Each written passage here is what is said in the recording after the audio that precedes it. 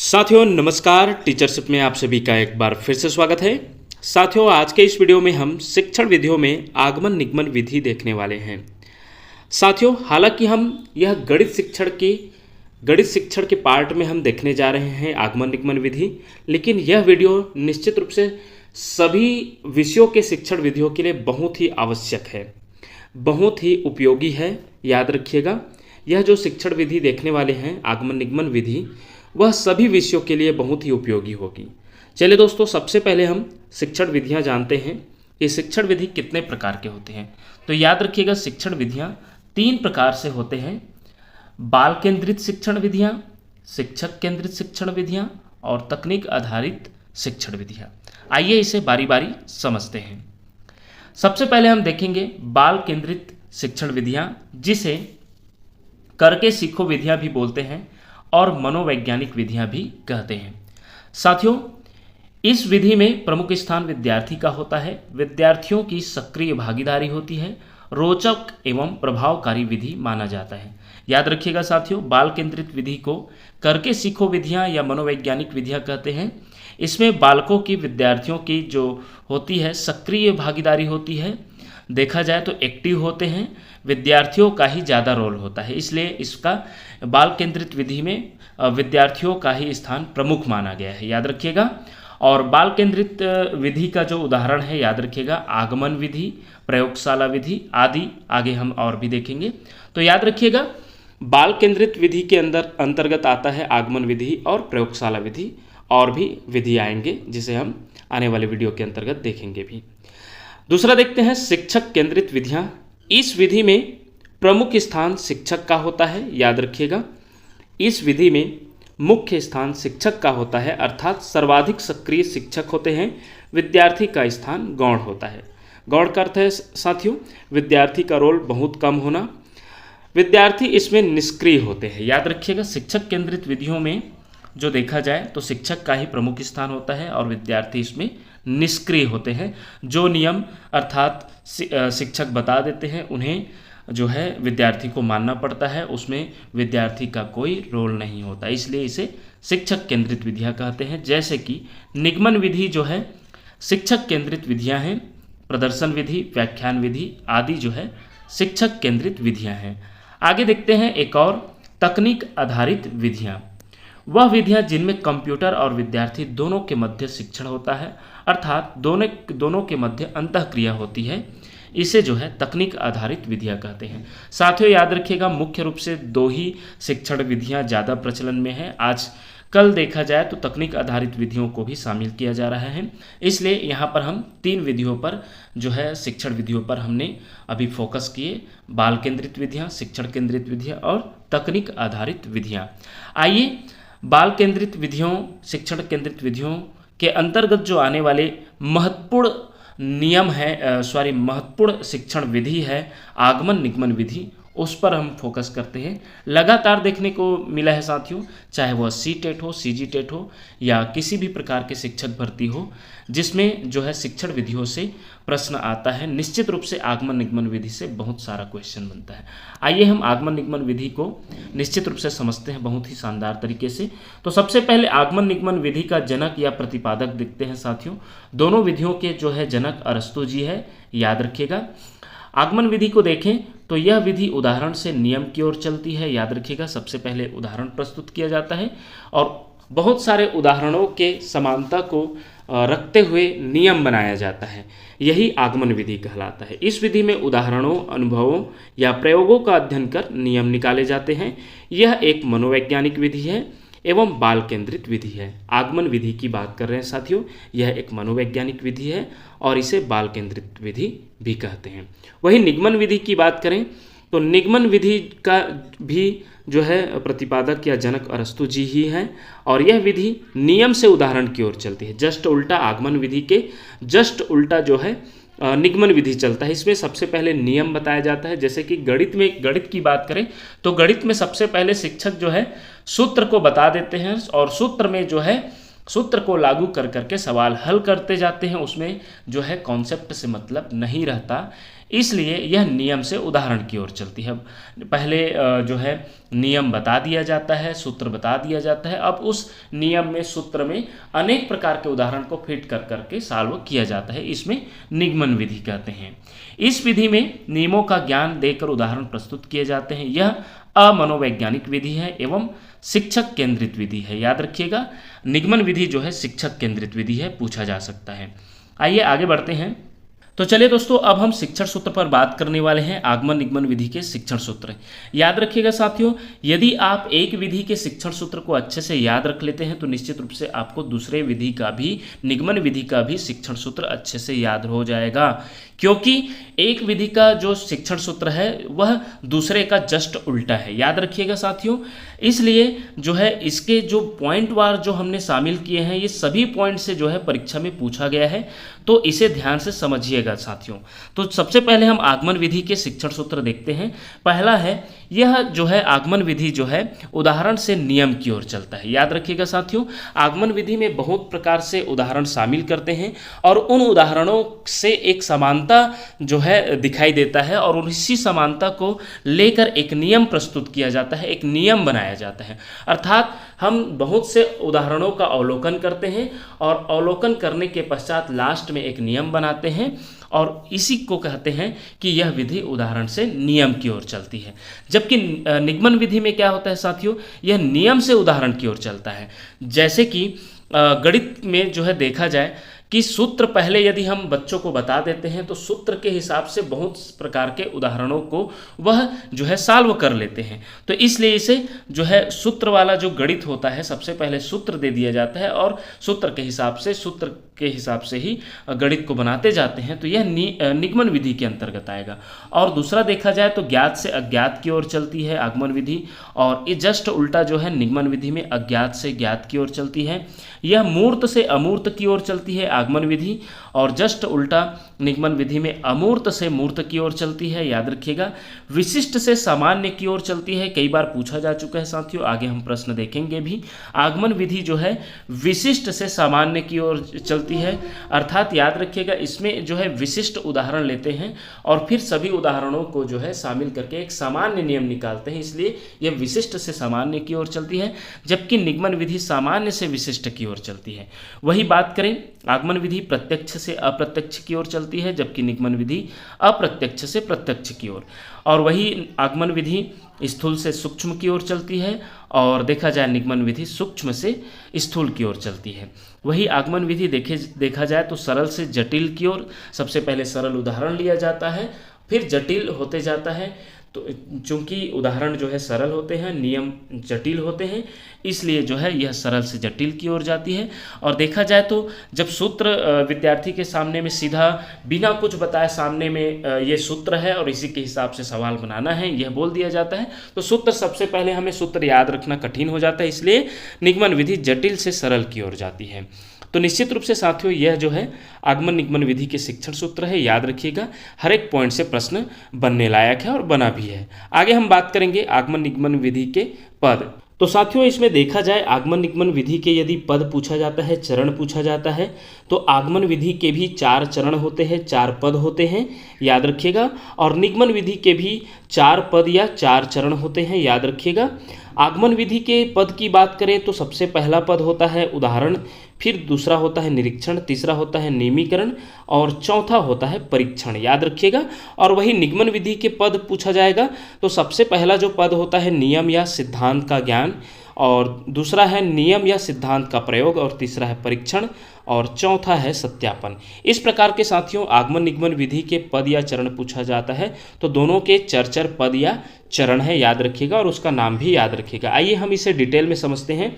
सबसे पहले देखते हैं आगमन विधि के 4 पद होते हैं, जिसमें सबसे पहला जो उदाहरण है उसे समझते हैं। एक ही प्रकार के विभिन्न उदाहरणों का चयन कर उन्हें बालकों के समक्ष प्रस्तुत करना उदाहरण के अंतर्गत आएगा। और दूसरा पद देखते हैं निरीक्षण, सभी उदाहरणों का अवलोकन कर तुलना करना तथा समानता देखकर परिणाम पर पहुंचना, यह दूसरा पद में होता है। तीसरा होता है ऐसे सिद्धांत का निर्माण करना जिससे अपने अभीष्ट का सत्यापन हो सके। अर्थात सभी उदाहरणों का निरीक्षण करना है, निरीक्षण करने के समानता को चिन्हित करना है, फिर उसके बाद एक नियम बनाना है जो ऐसा नियम हो कि सभी के लिए वो फॉलो हो सके, सभी के लिए मान्य रहे, उस टाइप के सभी उदाहरणों के लिए मान्य रहे, ऐसा इसका बोलने का अभिप्राय है। और चौथा है परीक्षण। परीक्षण में देखा जाए तो कुछ अन्य उदाहरणों द्वारा अपने सिद्धांत की पुष्टि करना है, अर्थात अन्य उदाहरण उसी तरह के अन्य उदाहरण भी लेना है जिससे वह जो नियम बना रहेगा वो पुष्टि हो सके। आगे हम देखते हैं, देखा जाए निगमन विधि के 4 पद होते हैं, जैसे कि पहला है नियम या सिद्धांत का ज्ञान। तो इस विधि में अध्यापक सबसे पहले छात्रों को नियम अथवा सिद्धांत बना देते हैं या बता देते हैं। और दूसरा है नियम या सिद्धांत का प्रयोग। तत्पश्चात अध्यापक विभिन्न उदाहरण प्रस्तुत करता है, बालक इन उदाहरणों में नियम अथवा सिद्धांत लगाते जाते हैं। जैसे कि मान लो साथियों एक उदाहरण प्रस्तुत कर दिया गया कि यह एक उदाहरण है, आयत का क्षेत्रफल होता है लंबाई गुणित चौड़ाई। अब बच्चे जो है बहुत सारे उदाहरण ले लेके कि आयत का क्षेत्रफल निकाल रहे हैं, उसका सूत्र लगा के। तो निश्चित रूप से यह जो है दूसरे नियम या सिद्धांत के प्रयोग को दर्शा रहे हैं। तीसरा देखते हैं परीक्षण। फिर बालक भिन्न भिन्न परिस्थितियों में इन नियमों अथवा सिद्धांतों का प्रयोग करते हैं, उनकी सत्यता का परीक्षण करते हैं। और वही चौथा देखा जाए तो सत्यापन। अन्य उदाहरणों के आधार पर सिद्धांतों का पूर्ण सत्यापन करते हैं, उसी तरीके का अन्य उदाहरण भी लेते हैं और उस जो सूत्र को है फिट कर करके बनाते जाते हैं। यदि बन जाता है तो विद्यार्थी को ये हो जाता है कि यह सूत्र जो है सभी उदाहरणों के लिए मान्य है। तो पहले इसमें जो है सूत्र प्रस्तुत करते हैं, अर्थात नियम बताते हैं, फिर बाद में उस नियम को बहुत प्रकार के उदाहरणों में जो है लागू कर करके सत्यापित करते हैं। इस प्रकार के आगमन निगमन विधि के ये 4 पद हैं जिसे हमने अभी समझा। आगे हम देखेंगे आगमन निगमन विधि के रूप। साथियों पूछा जा सकता है, इसमें कंफ्यूज नहीं होना है कि आगमन निगमन विधि के कितने रूप होते हैं या आगमन विधि के कितने रूप होते हैं। तो 2 रूप होते हैं, याद रखिएगा। आगे हम वस्तुनिष्ठ प्रश्न में शामिल भी किए हैं। ये भी कंफ्यूजन हो सकता है कि यदि आप आगमन विधि का रूप पूछा जा रहा है और उसमें ऑप्शन दिया है 1, 2, 3, 4, तो उसमें 4 कर दिए क्योंकि उसका पद या चरण को बता डालेंगे कि 4 चरण या पद होते हैं, जबकि इसमें रूप पूछा गया है इसलिए इसको हमने इसमें शामिल किए हैं। तो आगमन विधि के 2 रूप होते हैं, प्रयोग प्रणाली और दूसरा होता है सहयोग प्रणाली। वही निगमन विधि के भी 2 रूप होते हैं, पहले सूत्र प्रणाली और दूसरा है पाठ्य पुस्तक प्रणाली। तो चलिए साथियों अब हम आगमन विधि के गुण देखने वाले हैं, इससे भी प्रश्न बनता है तो इसलिए इसके हर एक बिंदु को ध्यान से समझिएगा। सबसे पहले हम देखने वाले हैं इस विधि द्वारा बालक स्वयं परिश्रम करके नवीन नियमों की खोज करता है, इसलिए ज्ञान स्थायी होता है। साथियों याद रखिएगा बच्चा इसमें स्वयं करके सीखते हैं और जो भी करके सीखते हैं वो जो है याद रखिएगा बच्चों के लिए उसमें जो है उनके मस्तिष्क में स्थायी ज्ञान प्राप्त होता है, क्योंकि कर के सीखने पर स्वयं को ज़्यादा नॉलेज होता है, इसलिए इसे कर के सीखने का विधि भी कहते हैं। साथियों स्थायी ज्ञान इसमें प्राप्त होता है। पहला बिंदु के माध्यम से हमने ये समझा। दूसरा बिंदु देखते हैं, इस विधि से छात्र मनोवैज्ञानिक ढंग को अपनाकर ज्ञान प्राप्त करता है, इसलिए इसे मनोवैज्ञानिक विधि भी कहते हैं। और वही तीसरा देखें तो इस विधि द्वारा ज्ञान प्राप्त करने में छात्र में आत्मनिर्भरता तथा आत्मविश्वास बढ़ता है। याद रखिएगा इस विधि के माध्यम से छात्रों में आत्मनिर्भरता और आत्मविश्वास बढ़ता है साथियों। और चौथा पॉइंट देखें तो अनुसंधान हेतु प्रोत्साहन बढ़ता है। इस विधि के माध्यम से बच्चों में खोज करने का गुण बढ़ता है, अनुसंधान हेतु प्रोत्साहन बढ़ता है, अर्थात खोज करने का गुण बढ़ता है। वही 5वां पॉइंट देखें तो प्रत्यक्ष ज्ञान प्राप्त होने के कारण विषय जो है रुचिकर हो जाता है। याद रखिएगा साथियों देखा जाए तो प्रत्यक्ष ज्ञान प्राप्त होने के कारण विषय बहुत ही रुचिकर हो जाता है। और 6वां पॉइंट देखते हैं, छोटी कक्षाओं के लिए बहुत ही उपयोगी विधि है। याद रखिएगा आगमन विधि जो है छोटी कक्षाओं के लिए बहुत ही उपयोगी विधि है। आगे बढ़ते हैं, 7वां पॉइंट है अपसारी चिंतन विकसित होती है इस विधि के माध्यम से। यहाँ पर साथियों कन्वर्जेंट थिंकिंग जो है इंग्लिश में इसका मिस्टेक हुआ है, प्रिंट मिस्टेक। यह जो है अपसारी चिंतन अर्थात डाइवर्जेंट थिंकिंग होता है। याद रखिएगा डाइवर्जेंट थिंकिंग का मतलब है साथियों कि जो है एक चीज़ों को बहुत से तरीके से सोच पाना, अर्थात जैसे कि 2 संख्याओं का योग 15 लाना है तो बच्चे यदि एक ही संख्या जोड़ कर ले आते हैं 7 धन 8 बराबर 15, तो वह जो है कन्वर्जेंट थिंकिंग पर आएगा, अर्थात अभिसारी चिंतन पर आएगा। लेकिन बच्चा यदि 1 धन 14 बराबर 15, 2 धन 13 बराबर 15, 3 धन 12 बराबर 15, इस प्रकार से अनेक संख्याओं को जोड़कर यदि 15 ले आते हैं तो वह अपसारी चिंतन के अंतर्गत आएगा, डाइवर्जेंट थिंकिंग के अंतर्गत आएगा। अर्थात एक चीज़ों को बहुत से तरीकों से सॉल्व करना सीख जाएगा तो वह अपसारी चिंतन के अंतर्गत आएगा, जो आगमन विधि के कारण ही विकसित होती है। इसलिए आगमन विधि जो है बहुत ही उपयोगी विधि है। आइए अब हम निगमन विधि के गुण देखते हैं। सबसे पहला पॉइंट देखते हैं, यह विधि समय बचत की विधि है, याद रखिएगा। कम समय में अधिक से अधिक प्रश्न हल कराए जा सकते हैं, इसलिए इस विधि का उपयोग शिक्षक अधिक से अधिक करते हैं। याद रखिएगा, यह विधि समय का बचत करता है, अधिक से अधिक प्रश्न हल कराए जा सकते हैं और शिक्षक ज़्यादा उपयोग करते हैं इस विधि का। याद रखिएगा, पूछा जा सकता है कि शिक्षक कौन सी विधि का सबसे ज़्यादा उपयोग करता है, तो निगमन विधि है। याद रखिएगा साथियों, क्योंकि सूत्र बता देते हैं और बच्चे जो है सूत्र के माध्यम से अनेक सवाल हल करते रहते हैं। दूसरा पॉइंट देखते हैं, इससे छात्रों की याददाश्त स्मृति में वृद्धि होती है, क्योंकि छात्र अनेक सूत्र रट लेते हैं। तीसरा देखते हैं, बार बार अभ्यास करते रहने पर यह विधि सबसे अधिक लाभप्रद होती है। और चौथा देखते हैं, समस्याओं के हल में गति प्रदान करती है। याद रखिएगा, जो है ज़्यादा प्रश्नों को कम समय में हल करने के कारण समस्याओं के हल में जो है गति प्रदान होती है। और वही पांचवा पॉइंट देखें तो यह विधि बड़ी कक्षाओं के लिए बहुत उपयोगी है। और छठवां देखें तो अभिसारी चिंतन, कन्वर्जेंट थिंकिंग को जो है इसमें बढ़ावा मिलती है। तो याद रखिएगा, बच्चा जो है सूत्र के माध्यम से, एक सूत्र के माध्यम से सवाल को उसी तरीके से ही सॉल्व कर पाता है। जैसे कि यदि बच्चा जो है देखा जाए तो कई प्रश्न जो ऐसे होते हैं जिन्हें अन्य विधियों के माध्यम से भी बनाया जा सकता है, लेकिन बच्चा यदि उन्हें सिर्फ इस एक विधि पर बताया रहेगा या बच्चे यदि करके नहीं जाने रहेंगे, सूत्र के माध्यम से जाने रहेंगे, तो वो सिर्फ अभिसारी चिंतन पर फोकस रहेगा, कन्वर्जेंट थिंकिंग, अर्थात वो एक ही विधि से सॉल्व कर पाएगा, अनेक तरीके से सॉल्व नहीं कर पाएगा। इसलिए यह विधि जो है अभिसारी चिंतन को बढ़ावा देता है। आइए अब हम देखते हैं आगमन विधि के उदाहरण। तो जो पूछा गया है सीजी टेट या शिक्षक भर्ती में, तो याद रखिएगा आगमन विधि के उदाहरण, यह विधि समांतर श्रेणी का सूत्र समझाने के लिए सबसे उपयुक्त विधि है। समांतर श्रेणी एक पाठ होता है जो क्लास 10th में मिलता है साथियों, जो है उसे समझाने के लिए देखा जाए तो आगमन विधि सबसे उपयुक्त विधि है। यह सीजी टेट 2016 में जो है पूछा गया है, वो भी अपर प्राइमरी के लिए देखा जाए तो वर्ग 2 के लिए। वही प्राथमिक स्तर पर अभाज्य संख्या को समझाने के लिए कौन सी विधि सबसे उपयोगी है, तो याद रखिएगा आगमन विधि ही उपयोगी है।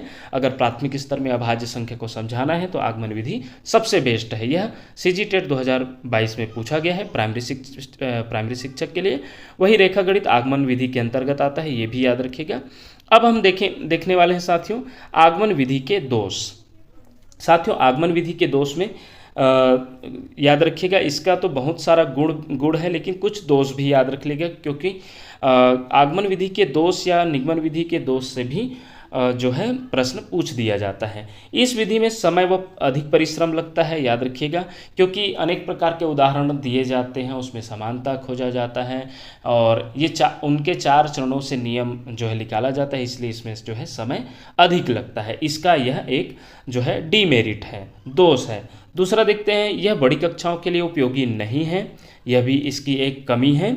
तीसरा देखते हैं, इस विधि हेतु अनुभवी और योग्य शिक्षकों की कमी है, याद रखिएगा, तो ये भी एक महत्वपूर्ण देखा जाए तो इसकी कमी है, इस विधि की अनुभवी और योग्य शिक्षक की कमी है। चौथा देखा जाए तो छात्रों के सीखने की गति धीमी होती है। और पांचवा होता है पाठ्यक्रम इससे पूरा नहीं हो पाता। याद रखिएगा साथियों, ये बहुत ही महत्वपूर्ण पॉइंट है, पूछा जाता है। निगमन विधि के दोष में देखते हैं, प्राप्त ज्ञान अस्पष्ट और अस्थायी होता है, याद रखिएगा निगमन विधि के भी दोष हैं साथियों, इसमें प्राप्त ज्ञान जो है अस्पष्ट और अस्थायी होते हैं, बच्चों का जो इसमें कॉन्सेप्ट क्लियर नहीं हो पाता। यह छोटी कक्षाओं के लिए उपयोगी नहीं है, यह इसकी कमी है। आत्मनिर्भरता एवं आत्मविश्वास की कमी होती है, इस विधि के माध्यम से रटने की प्रवृत्ति बढ़ती है, जिससे मानसिक विकास नहीं हो पाता। तो यह जो है निगमन विधि के महत्वपूर्ण कमी है, दोष है, याद रखिएगा साथियों। इस प्रकार का यह जो है आगमन निगमन विधि का पूरा कॉन्सेप्ट अब हम देखने वाले हैं। इससे जितने भी क्वेश्चन बना है जो है देखा जाए सीजी टेट या शिक्षक भर्ती के माध्यम से हम उसे शामिल किए हैं। तो निश्चित रूप से बहुत ही महत्वपूर्ण वस्तुनिष्ठ प्रश्न देखने वाले हैं। चलिए वस्तुनिष्ठ प्रश्न तरफ। तो चलिए साथियों, ये रही हमारा जो है आगमन निगमन विधि से महत्वपूर्ण वस्तुनिष्ठ में पहला प्रश्न है बाल केंद्रित से तात्पर्य है। ऑप्शन ए है बच्चों को शिक्षक का अनुसरण करने और अनुकरण करने के लिए कहना। ऑप्शन बी है बच्चों को पूर्ण रूप से स्वतंत्रता देना। ऑप्शन सी है बच्चों को नैतिक शिक्षा देना। और ऑप्शन डी है बच्चों की अभिव्यक्ति और उनकी सक्रिय भागीदारी को महत्व देना। निश्चित रूप से साथियों बाल केंद्रित से तात्पर्य होता है बच्चा, जो उसमें जो है देखा जाए तो बच्चा ही सर्वोपरि होती है। बच्चा खुद करके सीखते हैं, इसलिए बच्चों की अभिव्यक्ति और उनकी सक्रिय भागीदारी को जो है महत्व देना, यही इसका आंसर होगा। याद रखिएगा ऑप्शन डी इसका आंसर होगा। चलिए नेक्स्ट क्वेश्चन देखते हैं। निम्नलिखित में से कौन एक शिक्षक केंद्रित विधि है? ऑप्शन ए है समस्या समाधान। ऑप्शन बी है परिचर्चा विधि। ऑप्शन सी है पूछताछ दृष्टिकोण। ऑप्शन डी है प्रदर्शन विधि। तो निश्चित रूप से साथियों ऊपर हम देखे भी हैं, इसका जो ऑप्शन डी दिखाई दे रहा है प्रदर्शन विधि इसका आंसर होगा। यह एक शिक्षक केंद्रित विधि है। प्रश्न 3 देखते हैं। बाल केंद्रित विधि है तो ऑप्शन ए है परियोजना विधि। ऑप्शन बी है समस्या समाधान विधि। ऑप्शन सी है प्रयोगशाला पद्धति। और ऑप्शन डी है उपर्युक्त सभी। तो निश्चित रूप से साथियों ये सभी जो है बाल केंद्रित विधियां हैं। आगे बढ़ते हैं। माध्यमिक स्तर पर अंकगणित शिक्षण विधि है। ऑप्शन ए देखते हैं प्रायोगिक विधि। ऑप्शन बी है आगमन निगमन विधि। ऑप्शन सी है विश्लेषण व संश्लेषण विधि। ऑप्शन डी है उपर्युक्त सभी। तो निश्चित रूप से साथियों याद रखिएगा माध्यमिक स्तर पर अंकगणित की शिक्षण विधि जो है सबसे महत्वपूर्ण है आगमन निगमन विधि, इसलिए इसका जो आंसर होगा ऑप्शन बी होगा। आगे बढ़ते हैं। मिलते जुलते और बार बार होने वाले अनुभवों के आधार पर नतीजों पर पहुंचने वाले तरीकों को कहा जाता है। तो निश्चित रूप से साथियों मिलते जुलते और बार बार अनुभवों के आधार पर पूछा जा रहा है, अर्थात आगमनिक तर्क के तरफ ये फोकस कर रहा है। तो निश्चित रूप से इसका जो आंसर होगा ऑप्शन डी होगा। यह सीजी टेट में 2021 में पूछा गया प्रश्न है। आगे बढ़ते हैं। नेक्स्ट क्वेश्चन देखते हैं। प्रत्येक अभाज्य संख्या के 2 गुणनखंड होते हैं। प्राथमिक स्तर पर इसे सिद्ध करने के लिए किस पद्धति का पालन किया जाता है? तो निश्चित रूप से इसका भी आंसर आगमनात्मक आएगा, जो कि हम ऊपर देखे भी हैं। यह सीजी टेट 2022 में पूछा गया है। आगे बढ़ते हैं। नेक्स्ट क्वेश्चन है समांतर श्रेणी का सूत्र समझाने के लिए सबसे उपयुक्त कौन सी विधि है? तो निश्चित रूप से साथियों इसका भी आंसर जो है आगमनात्मक विधि होगा। ऑप्शन बी होगा। याद रखिएगा आगमनात्मक विधि समांतर श्रेणी का सूत्र समझाने के लिए सबसे उपयुक्त विधि है, याद रखिएगा।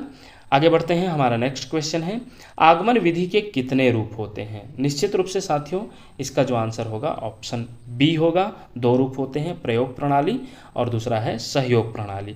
वही यदि जो है निगमन विधि का भी रूप पूछा जाता है तो जो है 2 ही होंगे, नियम प्रणाली और पाठ्यपुस्तक प्रणाली। तो निश्चित रूप से साथियों इसमें जो है आगमन विधि के कितने रूप होते हैं? तो 2 रूप होते हैं। वही नेक्स्ट क्वेश्चन देखते हैं। गणित शिक्षण की उपयुक्त विधि कौन सी है? तो याद रखिएगा इसका भी आंसर ऑप्शन सी ही होगा। आगमनात्मक निगमनात्मक विधि इसका आंसर होगा।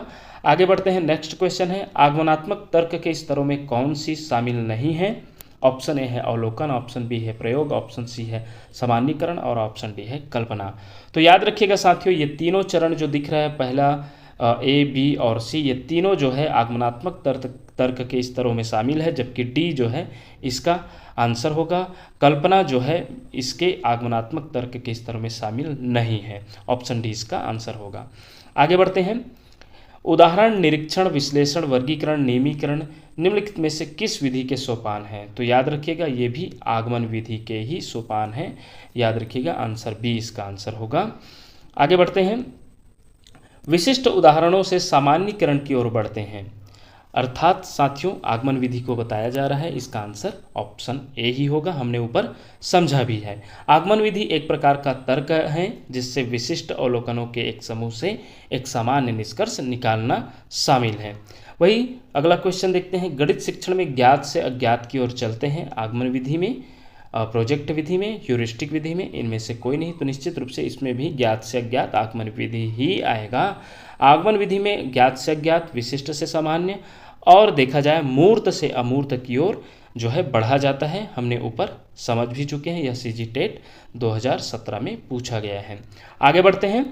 नेक्स्ट क्वेश्चन है किन्हीं तीन पूर्णांकों ए बी, यहाँ पर ए बी तथा के लिए सी यहाँ पर आएगा साथियों, सी आएगा, के लिए A H B into H C बराबर ए एच, और इसको जो है देखा जाए तो कोष्टक में लास्ट इसका 3 बाद में कोष्टक में रख दिया गया है, तो निश्चित रूप से यह कहलाता है, तो यह जो है बंटन नियम के अंतर्गत है साथियों। तो देखा जाए तो यह जो है ऑप्शन डी ही आएगा, आगमन निगमन विधि के अंतर्गत आएगा, और यह सीजी व्यापम सीजी टेट में वर्ग 2 के लिए 2014 में पूछा गया प्रश्न है। अब हम अन्य प्रश्न देखते हैं, जैसे कि व्याकरण शिक्षण के लिए, जैसे हिंदी शिक्षण में भी आगमन निगमन विधि आता है, उससे रिलेटेड देखा जाए तो व्याकरण शिक्षण के लिए मुख्य विधि है, तो इसका भी आगमन निगमन विधि ही प्रमुख विधि कहलाएगा व्याकरण शिक्षण के लिए।